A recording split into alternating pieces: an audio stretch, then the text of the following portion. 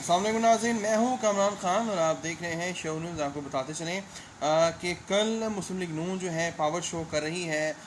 لاہور میں شہباز شریف کی گرفتاری کے خلاف۔ ایک بہت ہی اہم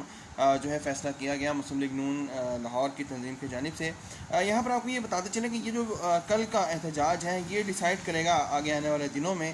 کہ اپوزیشن جو ہے وہ کس طریقے سے گورنمنٹ کے خلاف کھڑی ہونے جا رہی ہے، کیونکہ شہباز شریف کو اس وقت گرفتار کیا گیا ہے جس وقت اعلان کیا جا چکا تھا پاکستان ڈیموکریٹک موومنٹ جو کہ بننے جا رہی ہے تمام اپوزیشن پارٹیز کی ایک گرینڈ الائنس، اس کی جانب سے احتجاجوں کا اس کے بعد ان کو گرفتار کیا گیا۔ اور یہ بات بہت ہی اہم ہے تمام تر حلقوں کے لیے کہ اس وقت